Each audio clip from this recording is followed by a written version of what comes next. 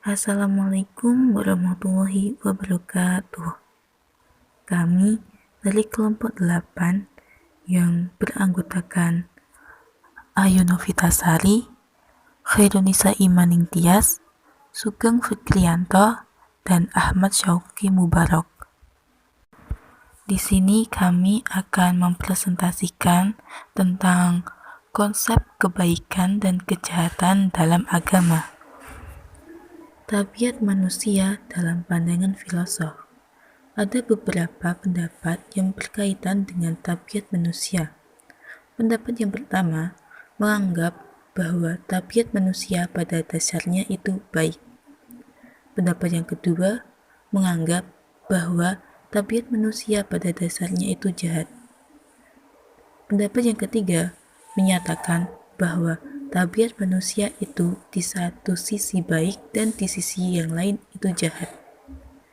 Dan keempat, menyatakan bahwa tabiat manusia sebenarnya netral, tidak baik dan tidak buruk ataupun jahat. Pendapat yang pertama yaitu menganggap bahwa tabiat manusia pada dasarnya itu baik. Manusia cenderung kepada kebaikan dan tidak melakukan keburukan atau kejahatan. Manusia melakukan perbuatan yang buruk dan jahat itu disebabkan karena ia hilaf, salah, tidak tahu, atau juga karena pengaruh dari luar yang masuk ke dalam dirinya. Di antara filosof yang mengatakan hal ini adalah Socrates. Pendapat ini mengatakan bahwa perbuatan buruk dan jahat adalah hasil dari ketidaktahuan. Ini menegaskan bahwa ketika seseorang itu mengetahui bahwa suatu perbuatan itu buruk atau tahu juga akibat buruknya bagi orang lain, maka tentu orang itu tidak akan melakukan perbuatan buruk tersebut. Selanjutnya, pendapat ini juga mengatakan bahwa keburukan dan kejahatan adalah sesuatu yang tidak dikehendaki, dan ketidakhendakan untuk melakukan perbuatan yang buruk dan jahat menurut mereka sudah cukup untuk meninggalkan perbuatan itu. Namun, dalam pandangan yang lebih modern, pendapat ini mengatakan bahwa sesungguhnya manusia itu tercipta dalam keadaan baik. Namun, dalam perkembangannya, seseorang manusia melakukan tindakan yang buruk dan jahat karena ia sering berkumpul dan bergaul dengan orang yang suka berbuat buruk dan jahat.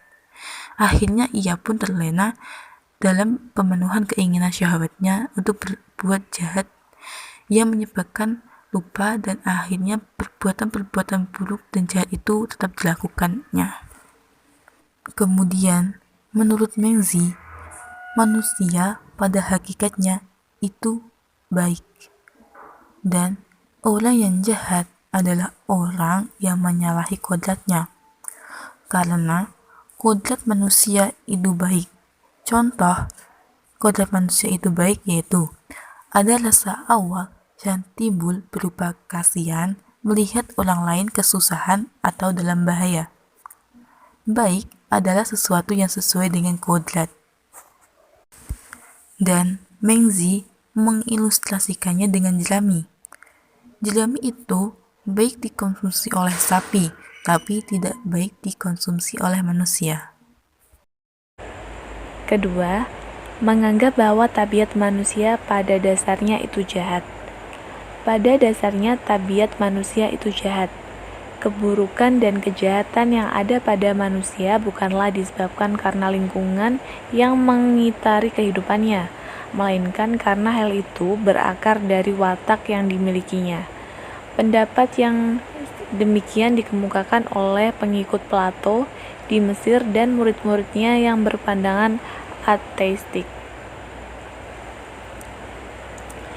Machiavelli berpandangan secara natural manusia itu jahat. Ada 6 pandangan Machiavelli yang memperkuat argumennya bahwa manusia itu jahat, yaitu yang pertama adalah sifat tamak, yaitu selalu ingin lebih dari apa yang sudah dicapai atau dimiliki.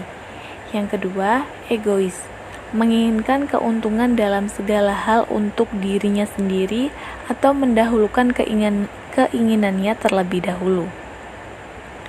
Yang ketiga yaitu tidak bisa terlalu lama dalam situasi yang berbahaya.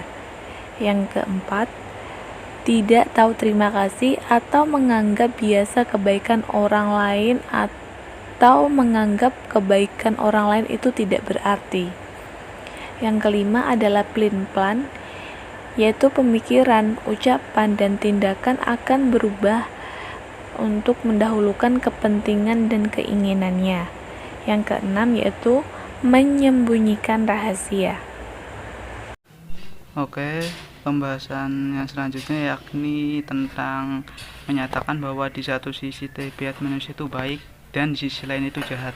Menurut Plato sendiri, kebaikan yang ada pada manusia itu bersumber dari unsur ruh yang ada dalam tabiat manusia itu sendiri. Nah, sedangkan kejahatan berpangkal kepada watak kebinatangan itu ada dalam dirinya. Menurutnya, sumber kebaikan yang utama ialah ruh ilahi yang ada dalam diri manusia, sedangkan jiwa kebinatangannya itu menjadi sumber kejahatannya. Beberapa cendekiawan muslim juga berpendapat yakni nafsu dan ruh itu senantiasa bertikai terus-menerus, dan kadang juga jiwa yang menang sehingga manusia menjadi jahat.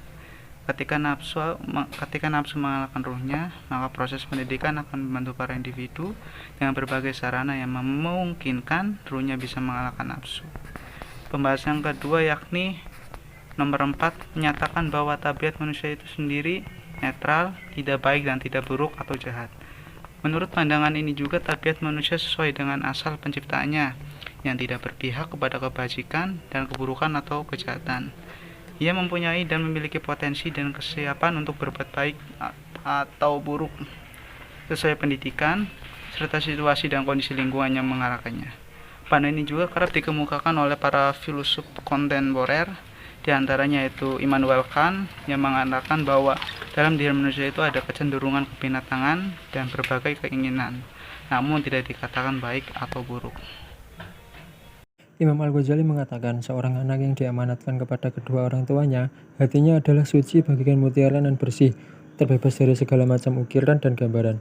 Jika dibiasakan baik dan diajarinya atau dididik, ia akan tumbuh dalam kebaikan. Namun jika dia dibiasakan buruk, dan diremehkan seperti meremehkan binatang, maka ia akan sengsara, hina, bahkan sampai hancur. Kemudian Ibnu Sina juga mengatakan, sesungguhnya manusia dilandasi kekuatan-kekuatan. Di sini ada 3 kekuatan. Yang pertama adalah al-quwwah an-nabatiyah, yang kedua al-quwwah al-hayawaniyah, dan yang ketiga al-quwwah al-insaniyah. Dengan kekuatan-kekuatan itu manusia melakukan tindakan-tindakan baik, dan dengan itu pula manusia melakukan tindakan-tindakan kejahatan. Selanjutnya, menurut Sigmund Freud, sifat dalam manusia ditentukan oleh deterministik, yaitu kekuatan irasional yang tidak disadari, motivasi yang tidak disadari, dorongan biologis, serta dorongan naluri. Orang itu bergerak sesuai dengan apa yang disukai dan apa yang tidak disukai sesuai kecenderungan. Struktur kejiwaan manusia. Uniconsciousness atau tidak sadar, misalnya adalah pengalaman masa lalu, insting, dan naluri.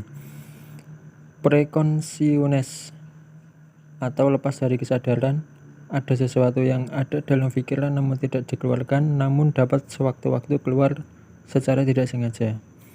Selanjutnya ada consciousness, dalam artian sadar, mengetahui makna dari tindakan yang sedang diperbuat. Terima kasih. Mungkin itu materi dari kelompok saya. Wassalamualaikum warahmatullahi wabarakatuh.